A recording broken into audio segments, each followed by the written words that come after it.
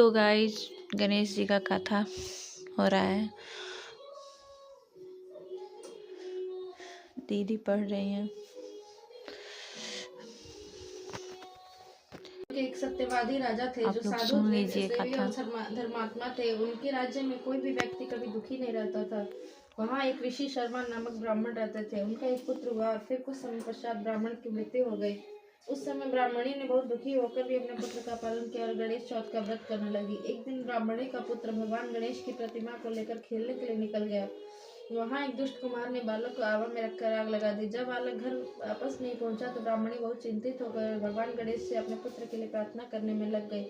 ब्राह्मणी ने कहा, नाथों के नाथ मेरी रक्षा कीजिए, मैं आपके शरण में आई हूँ। ऐसा कहकर पूरी रात विलाप करती रही। प्रातः काल कुमार अपने पके हुए बर्तनों को देखने के लिए पहुंचा। उसने पाया कि बालक वैसा ही और आवा में जंघा तक जल भर आया है। उसे देखकर कुमार चकित हो गया और उसने राजा के पास जाकर सारी बात बताई। कुमार ने कहा, महाराजा मुझसे अनर्थ हो गया, मैंने अनर्थ कर दिया, मैं दंड का भागी हूँ, मुझे मृत्यु दंड मिलना चाहिए। मैंने अपनी कन्या के विवाह के लिए बर्तनों का आवा लगाया था, लेकिन बर्तन न पके। तब मुझे एक जानकार ने टोटका बताया कि बालक की बलि देने से आवा पक जाएगा। मैंने उस बालक की बलि दी, लेकिन वह बालक अब खेल रहा है और आवा में जल भरा है। तभी वहां ब्राह्मणी जा पहुंची और उसने अपने बालक को उठाकर अपने कलेजे से लगा लिया। राजा हरिश्चंद्र ने उस ब्राह्मणी से सवाल किया, आखिर ऐसा क्या चमत्कार हुआ? तुम ऐसा कौन सा व्रत तप करती हो अथवा ऐसी कौन सी विधि है जिससे ये चमत्कार संभव हुआ? ब्राह्मणी ने उत्तर दिया, महाराज मुझे कोई विधि नहीं मालूम है, न ही मैं कोई जप तप जानती हूँ। मैं केवल संकट गणेश नामक चौथ का व्रत करती हूँ। इसी व्रत के प्रभाव से मेरा पुत्र कुशल पूर्वक है। मान्यता है कि संकट चौथ व्रत के दिन इस कथा का पाठ करने से सभी मनोकामना पूर्ण हो जाती है और संतान के सुख की प्राप्ति होती है। बोलो गणेश भगवान की जय। शंकर भगवान की जय। बोली लक्ष्मी माता की जय। माघ के चौथ की कथा निकला। ये तो वही तो पढ़ रहे थे। माघे निकलू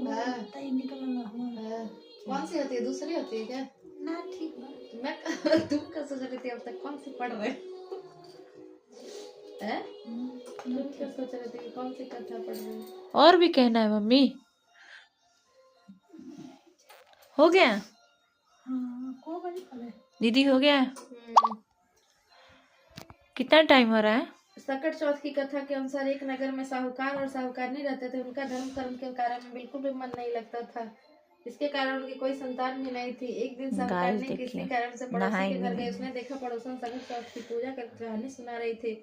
साहूकारनी ने पड़ोसन से पूछा, ये तुम क्या कर रही हो? तब पड़ोसन ने कहा कि आज सकट चौथ का व्रत है जिसकी मैं कहानी सुन रही हूँ। तब साहूकारनी ने पूछा कि सकट क्या होता है? तब पड़ोसन ने उसे बताया कि इस व्रत को करने से अन्न धन सुहाग